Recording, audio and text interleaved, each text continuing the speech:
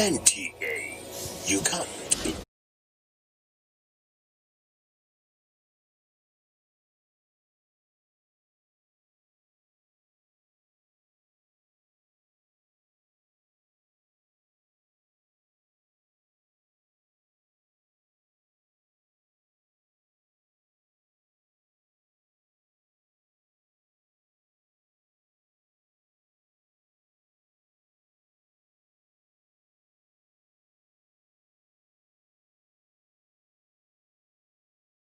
NTA. Forces Federal Republic of Nigeria, Muhammadu Buhari addresses the nation on the End SARS protests.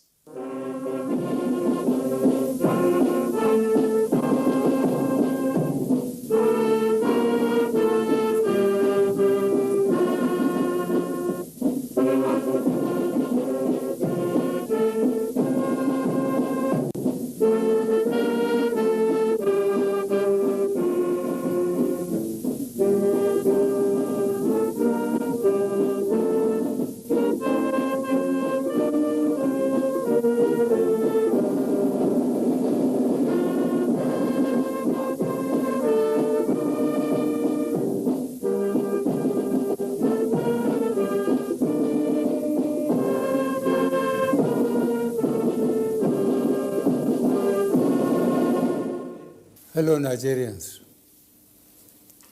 It has become necessary for me to address you, having heard from many concerned Nigerians and having concluded a meeting with all the security chiefs. I must warn those who have hijacked and misdirected the initial, genuine, and well-intended protest of some of our youth in parts of the country against the excesses of some members of the now disbanded Special Anti-Robbery Squad, SARS. On Monday, 12th October, I acknowledged the genuine concerns and agitations of members of the public regarding the excessive use of force by some members of SARS. The choice to demonstrate peacefully is a fundamental right of citizens as enshrined in Section 40 of our Constitution and other enactments. But this right to protest also imposes on the demonstrators the responsibility to respect the rights of other citizens and the necessity to operate within the law. As a democratic government, we listened to and carefully evaluated the 5-point demands of the protesters. And having accepted them, we immediately scrapped SARS and put measures in place to address the other demands of our youth. On approving the termination of SARS, I already made it clear that it was in line with our commitment to the implementation of extensive police reforms. Sadly, the promptness with which we have acted seemed to have been misconstrued as a sign of weakness and twisted by some for their selfish, unpatriotic interests. The result of this is clear to all observers. Human lives have been lost, acts of sexual violence have been reported, 2 major correctional facilities were attacked and convicts freed, public and private properties completely destroyed or vandalized, the sanctity of the palace of a peacemaker, the Oba of Lagos, has been violated. So-called protesters have invaded an international airport and in the process disrupted the travel plans of fellow Nigerians and our visitors. All this executed in the name of the End SARS protests. I am indeed deeply pained that innocent lives have been lost. These tragedies are uncalled for and unnecessary. Certainly, there is no way whatsoever to connect these bad acts to legitimate expression of grievance of the youth of our country. The spreading of deliberate falsehood and misinformation through the social media in particular, that this government is oblivious to the pains and plight of the citizens is a ploy to mislead the unwary within and outside Nigeria into unfair judgment and disruptive behavior. On the contrary, both our deeds and words have shown how committed this administration has been to the well-being and welfare of citizens, even with the steadily dwindling revenues and the added responsibilities and restrictions due to the coronavirus pandemic. Government has put in place measures and initiatives principally targeted at youth, women, and the most vulnerable groups in our society.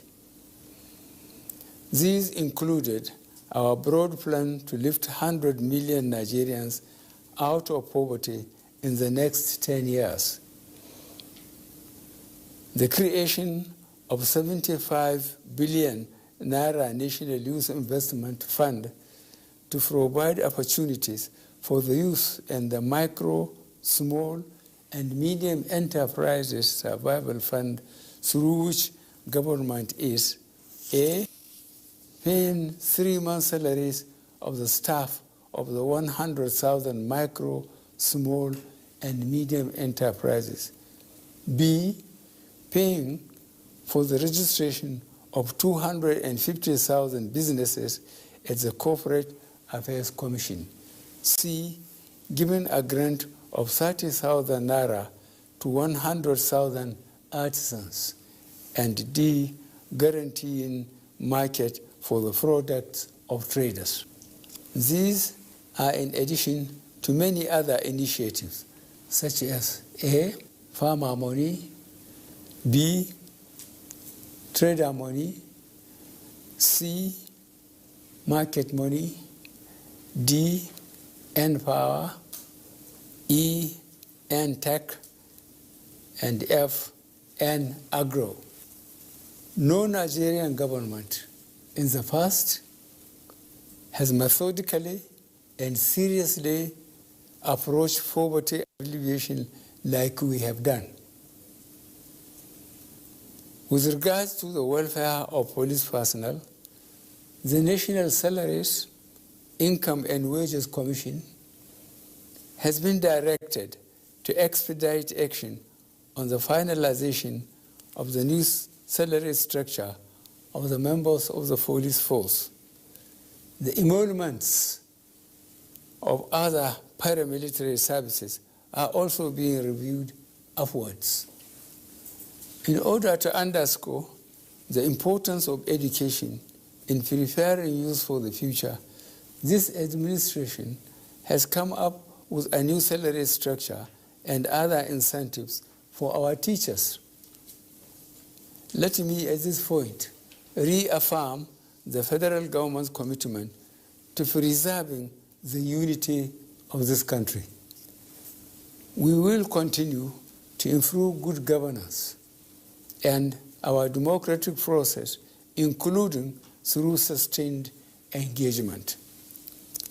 We shall continue to ensure that liberty and freedom, as well as the fundamental rights of all citizens, are protected.